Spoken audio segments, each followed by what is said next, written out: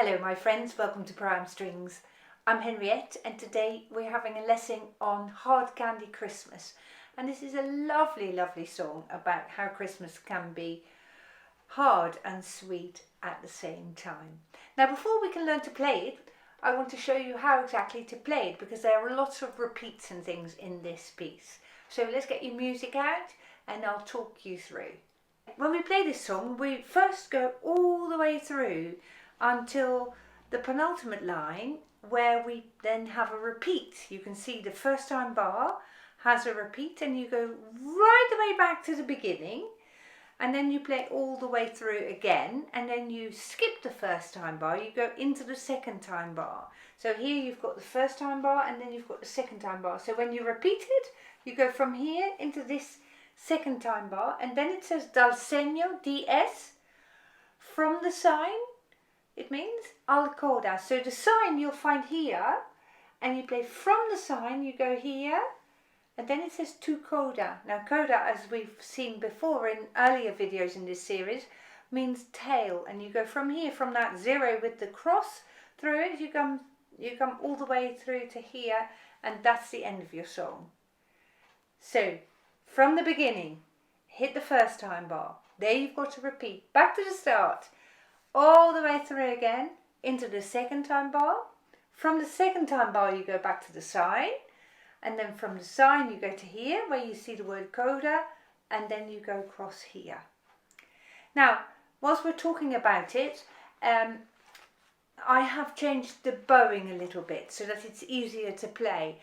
As you usually get with songs that you sing, it's much easier to sing them than to play them on your violin. So as we go through, I'll show you examples and I'll tell you how the bowing goes as well. So let's get your instrument and let's play.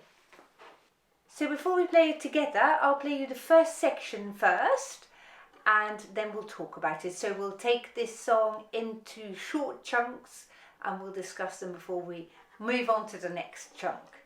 So from the start, I'll play it for you.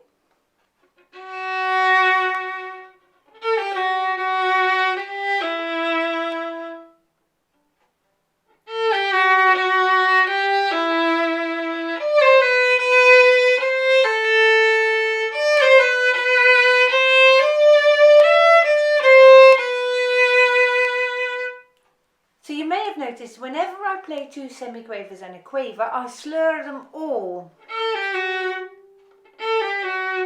in one bow.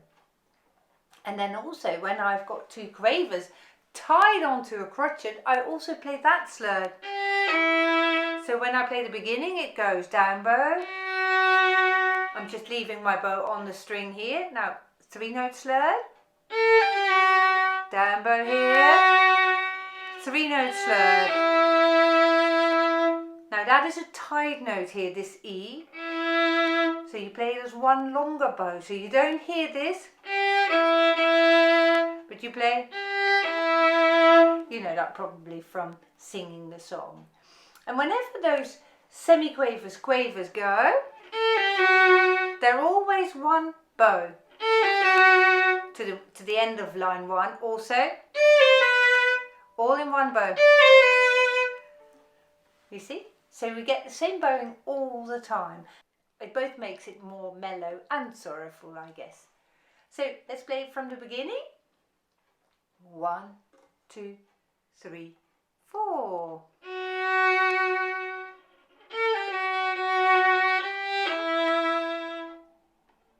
2, 3.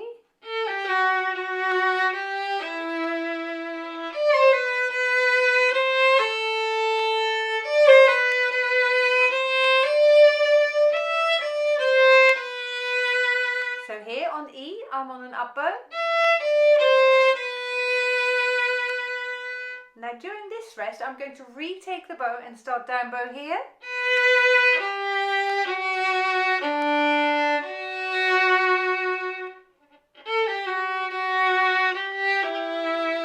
Four, 1, 2, 3.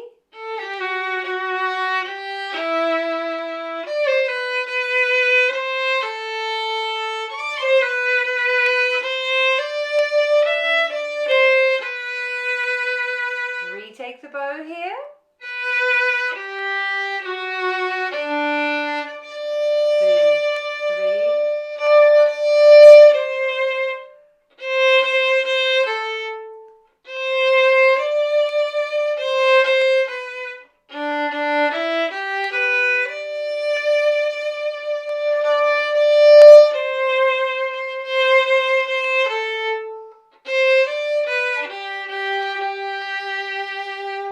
Okay, so now let's have a look at the end of the second line of the second page. So that's one bar before the little wriggly sign. I'm starting down bow there. And that brings me onto a down bow on this long dotted minim D. 1, 2, 3. And now I'm playing exactly as it's printed. Up, down, up. So long, the sign bar, the bar with the sign is a long down bow. 1, 2, 3. Now up, down, up, and then down, up. And now we're just going up and down all the time.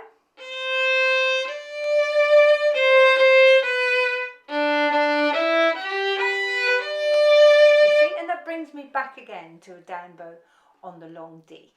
Shall we do that again? We're starting on the bar before the sign. So in my copy, that's the end of line 2 of the second page. 1, 2, 3, 4.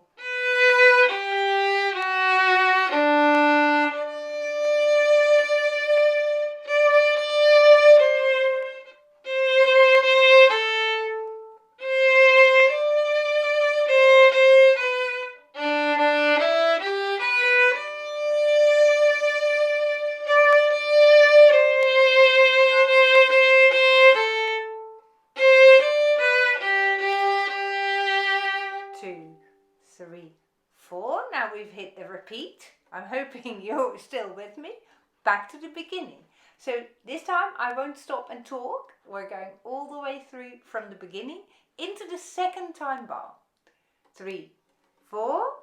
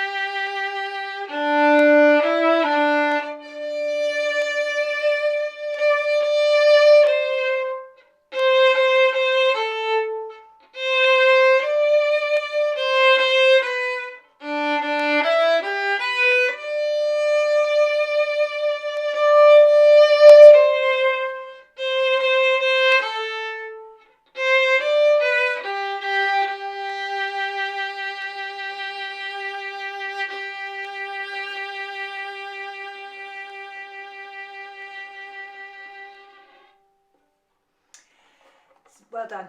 So perhaps you've noticed just when we hit the coda sign, that last G of the bar where it says to coda is an up bow, and I'm slowing that onto the coda first bar, G, up bow, and then the last 2 bars I'm playing down bow. I always want to finish down bow each piece because that brings you, when you play down bow, it gets you to the upper half of the bow, and the bow naturally gets thinner, so therefore lighter towards the end of your down bow, you see. So that gives you a nice natural diminuendo.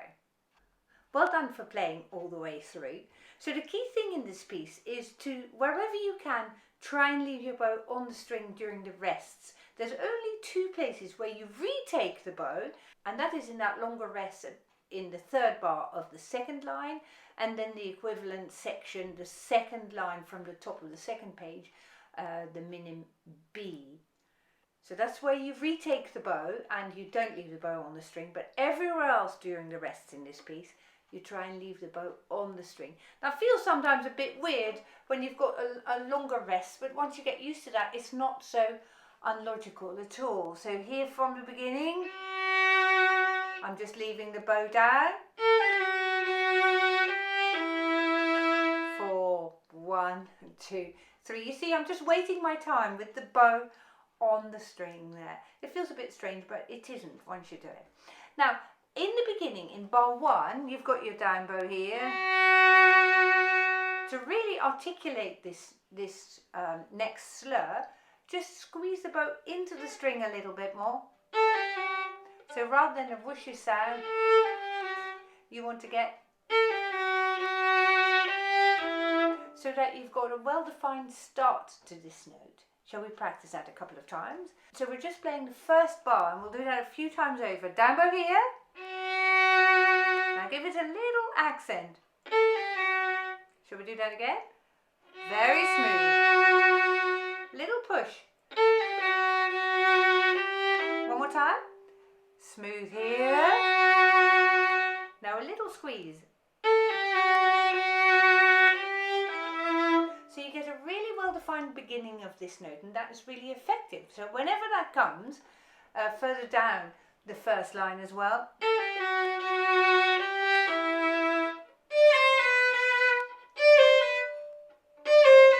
This one's a nice one as well.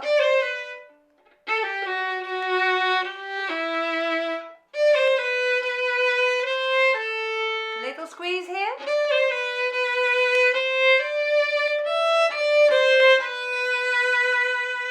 Very nice, very nice.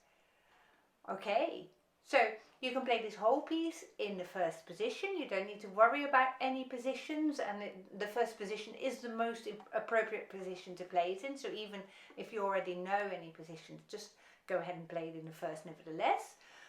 What I do like you to do though is wherever you can use fourth fingers, and that is, you've seen me do this before. It's much nicer than this. In general, in violin playing, when you have slurs, you try not to cross strings during the slur, because the slur makes the music smoother, and then you're going to undo your own smoothness if you then cross strings, you see. So try to use fourth finger and stay on the D string there for this bit. And there is also a section where you can play the fourth finger on the A string as well. So let's now play the whole song from the beginning to the end again. I will do my very best not to talk while we play. So really try to put as much feeling as you can into this music. After 4, here we go. 1, 2, 3, 4.